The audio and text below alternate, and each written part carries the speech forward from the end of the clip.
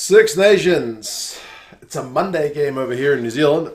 Sunday over there in the UK, seeing Scotland taking on Ireland. A lot of talk about this game, actually. It's the game that people have been asking me the most, like who do you think is going to win, which is an interesting one. So, yeah, seemingly no love lost between these two teams the last couple of times they met, at least in the media, which is maybe not a fair reflection, but there's been a bit of bad blood in terms of like the upstart Scots thinking they're going to beat the Irish kind of thing.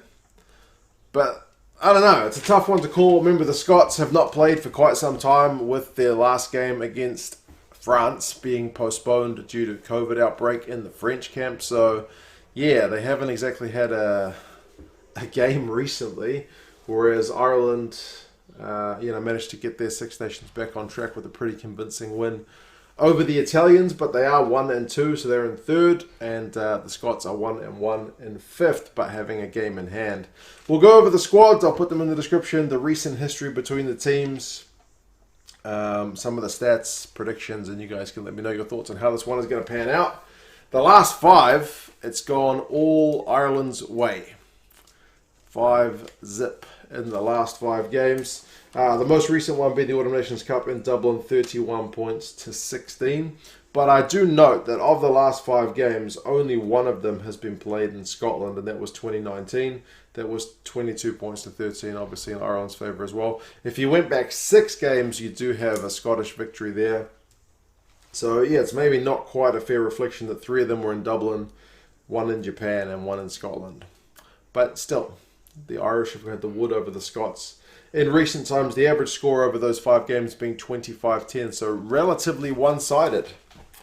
Yeah, but I don't know, man. In terms of form, the Scottish team's been really good. They've had some outstanding performances, and we'll see if they can buck the trend at the weekend. In terms of the lineups, remember Zander Fagerson had that red card in his last game, which seems like ancient history now, but he's not available, so it's Sutherland, Turner, and Beirne at tight head for the Scots. And the Scottish scrum, it's been an area of strength, but so has the Irish one. So the fact that Fagerson is not there is definitely going to be detrimental, although Nell is still an experienced campaigner. I would still, if I was going to pick a scrummaging tight head, I'd be going Fagerson probably all day long. Cummings and Gray are the locks, so pretty steady as she goes. I think they said it's like the 7th time these guys have partnered, like 7th time in a row. In the last 7 internationals, it's always been these two guys in that second row. Ritchie returns as well at blindside, so it's a more familiar back row because I think it was Thompson last time. So it's Jamie, Ritchie, Hamish, Watson, and Matt Fagerson, which seems to be the goer. Like I've talked about it before. It tends to be the same 6 and 7, and then number 8 seems to be like a bit of a lucky dip as to who you get. But Matt Fagerson's been working out pretty well, I reckon. So maybe he's the guy. Ali Price and Finn Russell's the 9-10 combo, and they've been pretty stable as well. Very, very effective. Sam Johnson, interestingly, comes in at 12.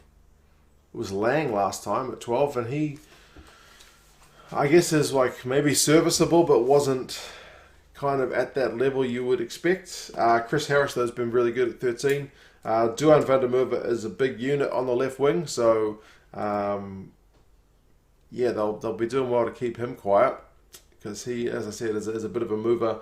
Interestingly, Maitland comes in at 14, very experienced campaigner, should get his positioning play pretty well, safe pair of hands. And then Stuart Hogg at 15 has been the most dynamic ball-carrying player perhaps of the Six Nations in 2021. I think he's got the most broken tackles and he's only played 2 games.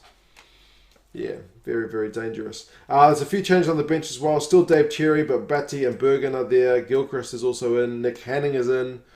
Scott Steele, Hugh Jones, and Darcy Graham drops to the bench. So there's like no Jakob van der Walt, there's no Gary Graham, no James Lang, Zander Fagerson, as I mentioned, Blade Thompson, Ritchie Gray, Ollie Kibble. So it's like stable, but also gone through a bit of a shift with Gregor Townsend's men. For Ireland, it's a wee bit more stable, but there's still a few changes. Ken Healy, Rob Herring, and Tadhg Furlong is the front row. Only Furlong's the one who started in the last game, but in terms of first choice front row, that's probably the Irish first choice front row at this point. I know Kelleher maybe has eyes on that number 2 jersey going forward, but maybe in terms of experience, Herring's ahead of him at the moment. Ian Henderson and James Ryan is the second row, plus Tadhg Beirne is there at 6.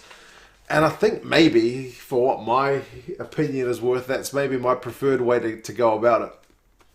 I quite like that. It's similar to the Springboks when they play Peter Steff in the back row. So you kind of essentially get a third lock, but also who's a very adept loose forward. Beirne's stats in the Six Nations are phenomenal. I wish people were talking about him more, but he has been absolutely incredible. Will Connors and CJ Stander are there 7 and 8 as well. I think Stunder's playing his 50th game, so congrats to him. Interestingly, Gibson-Park gets the nod ahead of a fit again Conor Murray, but it seems to be that, I don't know, Andy Farrell loves Jamison Gibson-Park.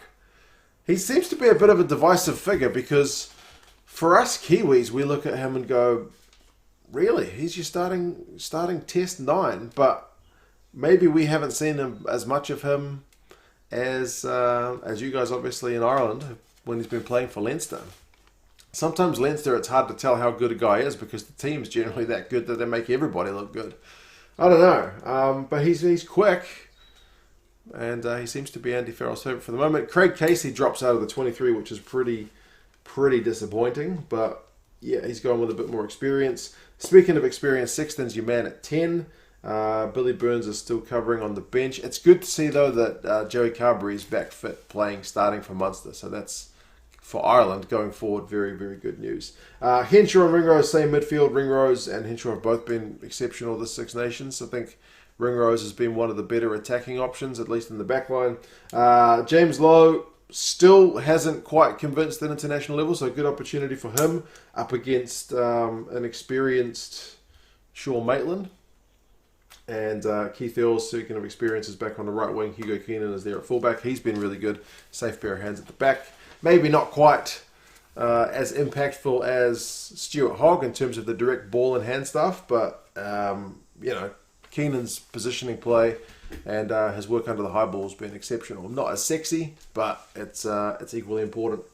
Kelleher, Kilcoyne, Porter, the front row replacements, Baird, Conan, Murray's back in, like I mentioned, Billy Burns, and Jordan Lama drops to the bench because Keith Earls is getting the start. So, yeah, both pretty impressive looking teams. It's on at 3 o'clock GMT, which will make it 4 o'clock in the morning here, which is not my favourite time to get up out of bed, but we'll see. Romain Poit is the ref, so hopefully he's not a talking point after this game, given the way some of the games in the last round went.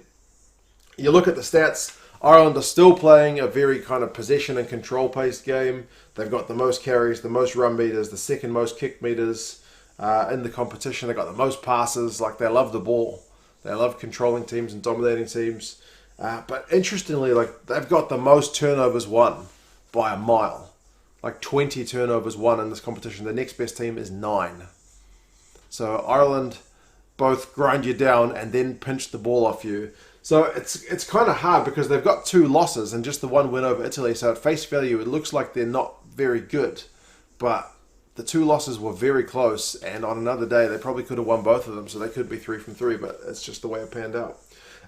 Scotland, like I mentioned, Hogg has been kind of the star of the show from fullback, but you got to give credit to their defence. I think they've only missed 17 tackles in their 2 games. I think France have also played 2 games and they've missed like 40 odd.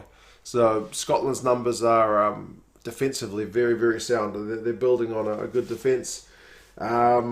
They've had 17 penalties conceded. Ireland's had 26. Ireland's played the extra game, so it's kind of much of a muchness in terms of the disciplinary record.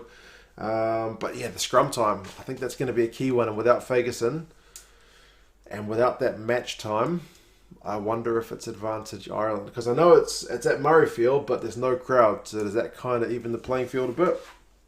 We'll have to wait and see. The bookies have got Ireland by 1 point, and the rugby forecast algorithm, maybe based largely on the recent history between the teams, has Ireland by 6. Either way, it should be an interesting game. I am very much looking forward to it.